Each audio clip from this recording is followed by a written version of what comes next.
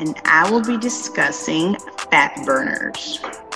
After that, we'll pop up in a bottle and see what comes out. I am so excited. Let's get it started. Bree, what's going on? Nothing much, just finished another wonderful day at work, having a drink, and excited about this week's podcast. Having a drink prior to the popping bottles thing, huh? This is a Of new course, every week, but I'm always game for new bottles. trend. All right, cool. You want to go first this week or you want me to? Go ahead and go. Okay, so anterior tilt of the scapula. All right, it's a bit of a mouthful. I wrote a blog post on this, maybe 6 months ago, and for whatever reason, that blog got so much traction. And it was just called anterior tilt of the scapula. I didn't think anybody would jump on that one. So I guess it's something people want to hear about. So this is a shoulder thing. I wouldn't call it a pathology necessarily, but it's I would say a relationship or an imbalance of muscles, and it's really common. I see it all the time in any kind of rotator cuff impingement. So basically, you have your humerus or your arm bone. All right, above that and attached to it is your rotator cuff.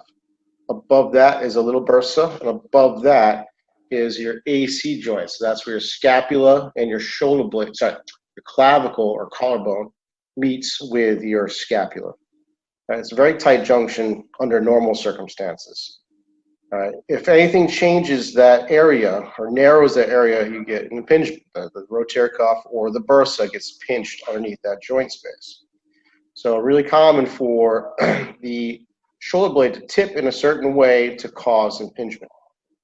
So basically, if you picture something flat like a plate, it's roughly what the scapula or shoulder blade looks like, right?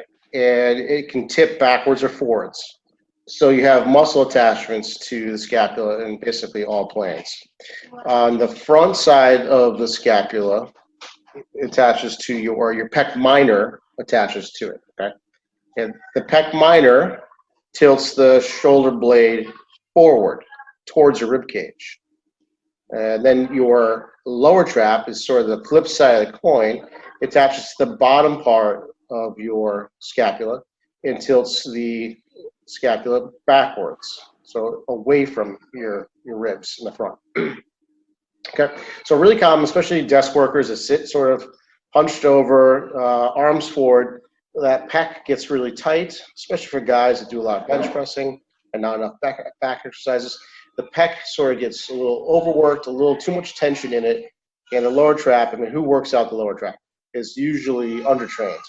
So basically what happens is it's constantly pulling the shoulder blade into a forward position, creating kind of a roof that sits on top of the rotator cuff, and that causes pinching.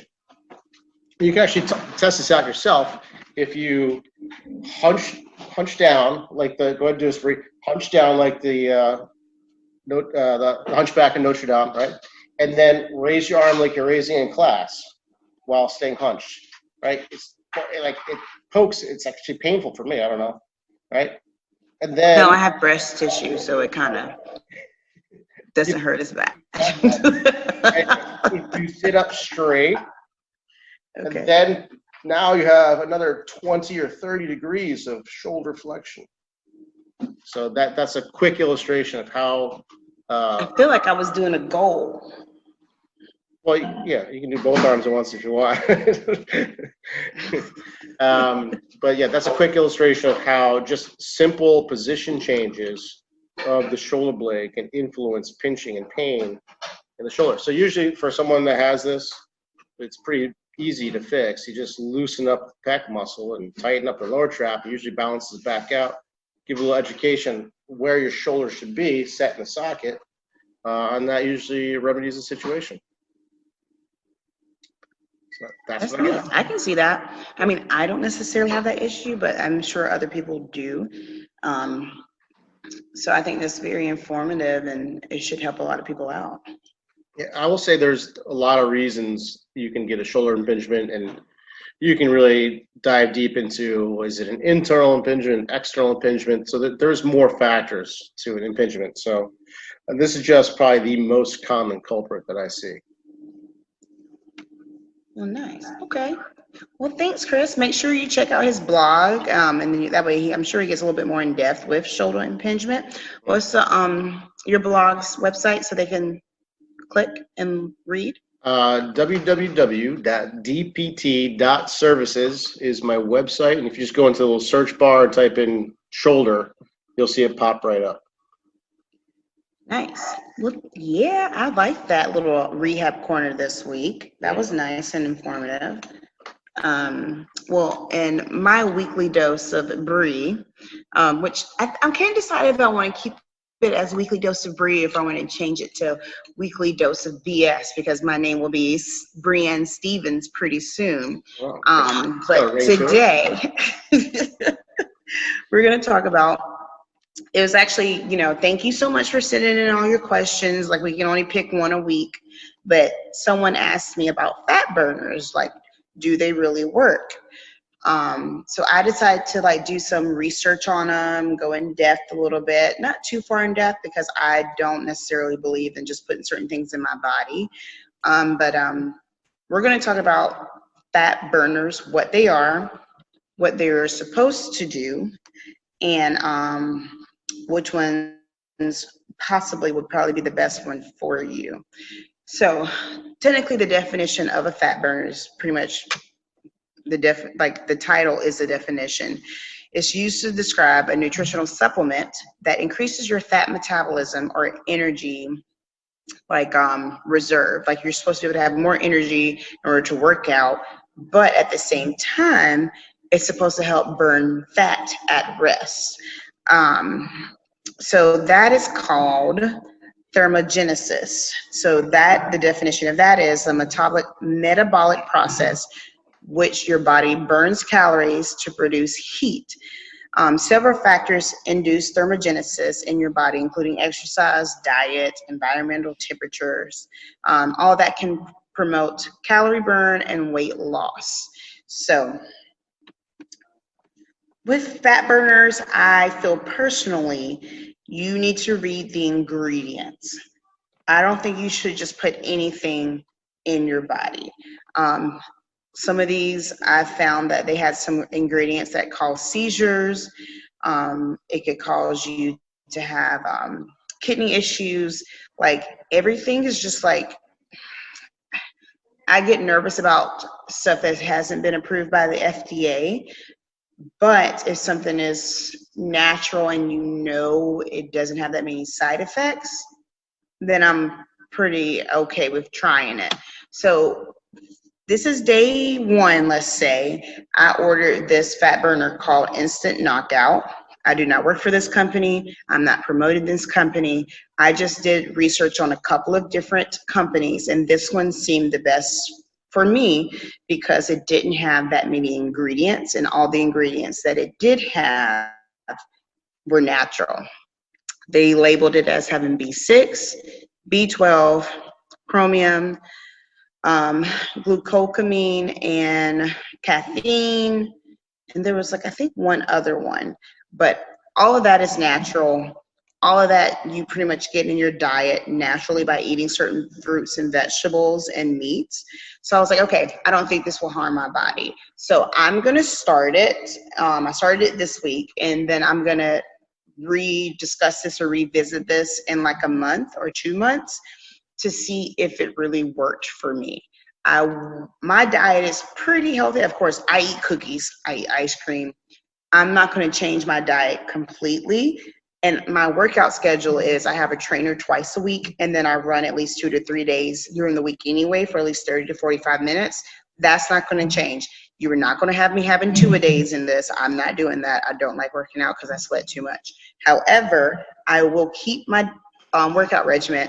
My diet will pretty much stay the same, and I'm going to see if I lose more weight, or if my weight stays the same, or if my inches decrease, or if they stay the same. Because that's another thing. Just because the scale doesn't say you've lost anything, but if your body inch-wise is smaller, that's still okay. you still have improvement, and the product has done what it's supposed to do. So I'll revisit this, and like I said, I'll probably just do a month. I'll do a whole month because I only ordered a month supply anyway, because I was like, I'm not about to spend this money and not like the product. So I'll do it in a month. We'll do an update on if I've lost any inches, if I've lost any pounds. I'll take my measurements. I will not let y'all know what it is unless I've lost weight. But this will be a fun thing to do for us to talk about. I know a lot of women are concerned about their weight. 33, I'm more concerned right now because I have a wedding coming up. So this is something that I could do to kind of help, what I say, give me a kickstart to help to lose some weight. But yeah, so that was a question. It was by, let me not forget who asked this question. His name was, Mikey Jack. Thank you so much for writing in and giving us that question. And we will let you know how well the fat burner works and if you should try it or not. Okay, I got some commentary. Give me some commentary. Do we pop the bottle first, or do we go? Okay, so let's go ahead and pop open a bottle and see what comes out. All right, here we go. Okay, so if you guys listened to last week's episode, I offered to be Bree's nutrition coach, and she just mentioned in her little diatribe that she eats cookies and candy or something like that, and that's not going to change. I forgot that I agreed to that. Wrong. You're going to change that. Well, then I guess my whole hypothesis and theory of my science project is about to change. Yeah, it's going to be hard to decipher. Is it the fat? Dying laughing. So, guys, I'm at my house right now. We're doing this over Zoom.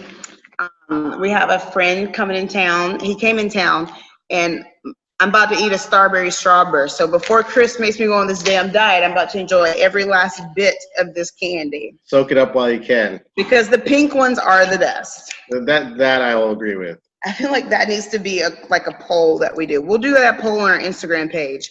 Which flavor or Starburst do you like the best? No, it's definitely, I mean, everyone's going to say the pink one. I mean, the pink ones. Yeah. What else is there? Yellow, orange. What's the other one? Cherry. Oh, cherry is good. It's kind of waxy. Tastes like. I like cherry. Yeah. Anyways, wait. Do you ever notice that everything purple in the candy world tastes exactly the same? No. It doesn't taste. It's supposed to be grape, but it doesn't taste like grape. It tastes like everything just tastes like purple. It's purple. It's purple. All right. So we're gonna have to dial up your saturated fat and dial down your simple sugars. Okay. Right? Because your body can sap energy from fats or from sugars. If you avoid too much saturated fat, because that used to be the recommendation, going back to the 50s and the diet heart hypothesis, saturated fat and cholesterol is supposedly bad for you. Well, it turns out that's not the case anymore. So people have been avoiding saturated fat and not getting energy from fat, and they're getting it from their carbs, their simple carbs. So if we dial up your fat, the healthy fats that are protective, which you need, and not bad for you, it should turn down those sugar cravings. So that's a little, a glimpse of what's to come. So I understand that I need to change my diet. It's not even that I crave sugar. I just like it because I know it tastes good. That sounds kind of like the same thing to me. No.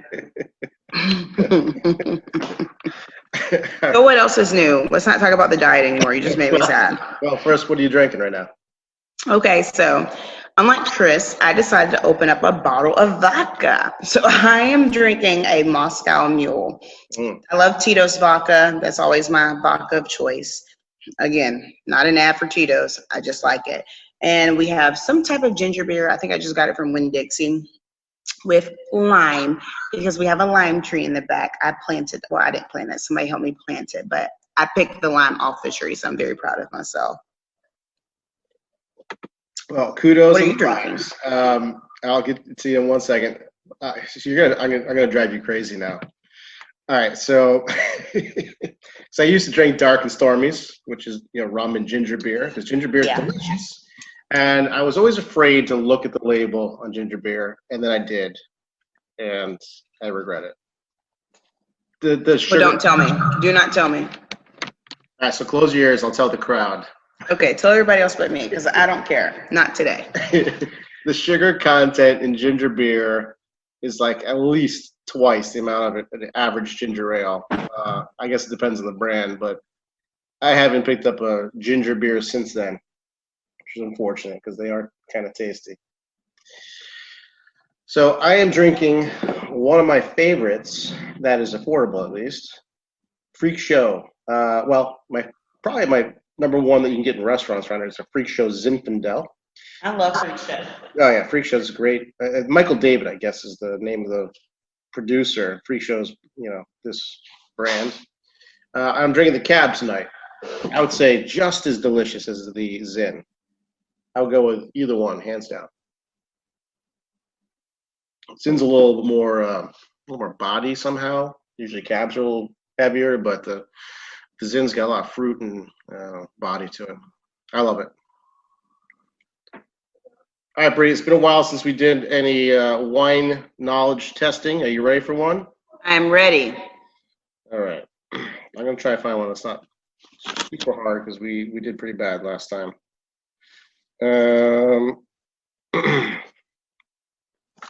Those ones are all hard.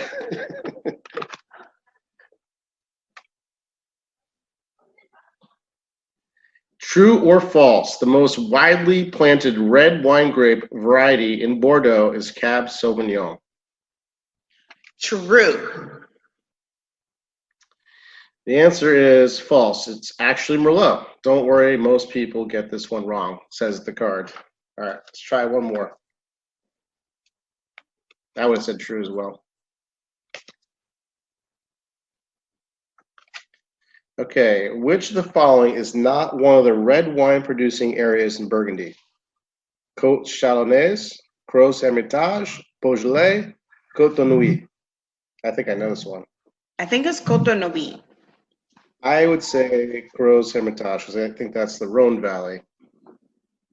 All right, so you're going Côte de Nuit. I'm going Gros Hermitage. Yes, Gros Hermitage comes from the northern Rhone Valley and produces full body wines based on Syrah. I finally got one right. I'm still 0 for 25. So what else is going on? Watching any good shows lately? No, not really. I mean, I watch the same old stuff. Literally, I have been doing nothing besides planning this wedding and planning a baby shower for one of my friends. It's a secret, so hopefully by the time she hears this, we would have already had it. But that's about it. We have friends coming in town next week, so you may have a special guest on the podcast. My friend Christina, she's coming into town for her birthday, and then we are, she's the owner, I would say, of Clemson Women All In, and she'll be able to talk about different charity work that she's doing and different things during the weekly dose of Bree, or maybe renamed to BS. So I think I like it. I do too. I gotta sit on it, think about it for a while, but so far, first impression is good. I've been watching a show called Chernobyl. I'm a bit of a dork. I like documentaries and stuff like that. It's not a documentary, but it's based on the actual events. Awesome. It's on HBO, but I actually didn't have HBO at the time, so I just purchased it. It's like a 6 or 7 episode miniseries. It's awesome. That's not bad. It's awesome. It's crazy what happens. Do you remember that growing up, or were you not born yet? I wasn't born until 86, Chris. And that was right about then. So I probably don't remember it. I'm a young one. Not even young anymore, because I'll be 34 this year. Yeah, April 26, 1986. Chernobyl. Look at there. I was still in heaven. Is that where you start off? You start off in heaven, and then That's where I feel like all babies come from, because babies are so sweet and innocent. Wow. And then the world turns them to little buttholes. But it is what it is. Do you think people are born good or evil, or does that happen through a lifetime? It happens during life. Do you ever think anybody's just born evil? No. That's my opinion. I think a lot of stuff is environmental factors. I think people may be a little off when they're born, but if you can form that person and give it enough love through their environment, no. I think everybody's born pure, and then something happens and it changes. I like the way you say it, off. Mm-hmm. Well, that's the nature versus nurture argument. It's always yes, both. I don't know. I think there's a couple bad eggs out there that just it doesn't matter how much nurture they get. See, I don't know. I mean, yeah, you can say that. There's a couple people out there that's kind of like, geez, like what happened? Like why are you so angry? Like why is life that bad? It can't be that bad. Some people just got dealt a really bad card, but most of it is taught. That's what I believe. And some of it's because they didn't have anybody to pay attention to them, and I don't know. What's it like for kids in their formative years right now, growing up in 2020? I mean, this year has been like... It's been crazy. But the good thing about it, if they have good, loving homes and good parents, they won't know the difference. I read something where it was like, oh, 2020 was horrible, blah, blah, blah, blah. But then the kids will look at it as, oh, I remember the year 2020. My parents actually were at home with me during this time. Yeah. We played games. We did this. That was like the best time ever because they actually paid me attention and we weren't just on our phones. So I think it just depends on your outlook on stuff. Yeah, in this short amount of time, Sophie, who's only 2, learned how to swim. I know, right? And Andre, his grades went like way up. Now, I don't know if the grading standards are any different because everything's online, but he seems to be doing better. It could be that his environmental structure was different too. Yeah. It is more conducive for his learning style. That's so true. It's for parents like, this is miserable, but the kids are probably loving it. They love it. Interesting. So I want to go back to thermogenesis for a minute because I want to bring up something. So thermogenesis, it just means that's quickly. It means to make heat, right? Yes. So in that product you were talking about, so the thing that really is the active ingredient is what? Caffeine, probably? Well, no, caffeine's in there. Huh? And then let me see if I can pull it back up.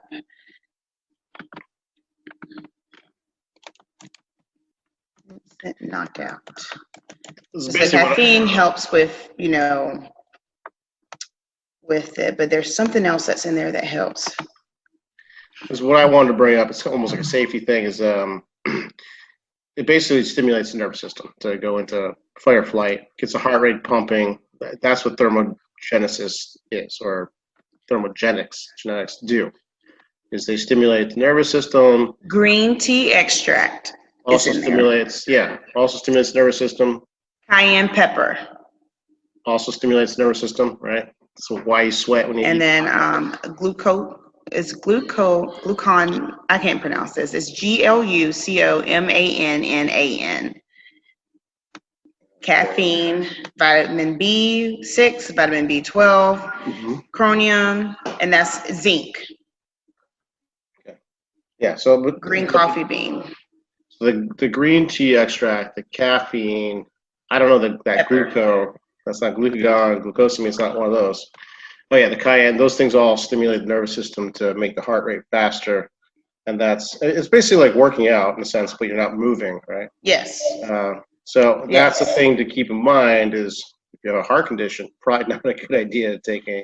Yeah, I mean anything that you put in your body, you need to discuss with your physician first. Yeah. I'm not saying that. I'm just saying there's a lot of fat burners out there that don't have a lot of ingredients that are not approved, are approved by the FDA. And if you do like I said, any type of fat burner, you need to Google the ingredients to make sure they are more natural. And if they aren't natural, you need to see what the side effects are. Because looked at one that I was going to order online, and one of the side effects was, like I said, seizures. It was banned in some countries. I'm not putting that in my body, and I don't think people should try it. But I'm not going to say the name of the company. You need to do research for yourself, because I mean, that could be, I don't want anybody. Yeah, I remember ephedra. But this one, ephedra was like, I think in the 90s, or ephedra. But see, ephedrine, I think is like it was in like prescription medicine. All these are not approved by the FDA, but some of them have been reviewed by the FDA, and that's different. So that's why I was like, with this, like this one seemed like the safest out of all of them. But if you have a heart condition, first of all, you should not be just taking anything without consulting your doctor in the first place. But someone that is just like healthy, young, and just want to lose a couple of pounds, if you want to try this, I think it's totally fine. But I feel like any substance that is foreign and you put in your body, you should discuss with your physician. Absolutely. I remember in the 90s, I think it was, Anna Nicole died of ephedra overdose. And back then it was over the counter. That was the big fat burner back then. And then I think it kind of resurfaced, they rebranded, toned down the dosage, and a bunch of heart attacks occurred. So, yeah. I believe it. Yeah, gotta be a little careful with those. But for me, I'm trying to lose weight for a wedding, so I'm going to take it and see what happens. Drop the sugar. It's too hard. All right, anything else we got going on? Not this week. The only thing I'm going to say is make sure you check out our Instagram page. Please follow us. Send in questions that you want us to discuss or talk about or do research on the podcast each week. And don't forget to click on our link on the Instagram page. And we're on iTunes. Subscribe and rate us, please. 5 stars. Thank you. And Spotify. Please subscribe and rate us as well. We're trying to get our information out there, as long as have a good time with you guys. And we love all the questions that y'all are sending in. It's causing me to do a lot of research, which I love to learn and report back to you. Yeah, please. We love the questions. Please ask me some orthopedic questions. Oh yeah, it's not just for me, it's for Dr. Chris as well. Yeah. Like, let's give Bree a little break, and I want to answer some questions. So you got aches, pains, or biomechanic questions, meaning like if you can't figure out why you can't get down to the bottom of a squat, let me know. I can help you out. Hit us up. Bree, tell them where to send the questions to. Our Instagram link is @_Poppin_bottles. Like I said, go to Instagram. You can click on our link and that will direct you to our podcast. But the link is @_Poppin_bottles. All right. I think that's a wrap. Let's do it, Bree. This has been DJ Dr. Chris. And your favorite nurse practitioner, Bree. And this is Poppin' Bottles. See you next week. Bye, guys. Bye.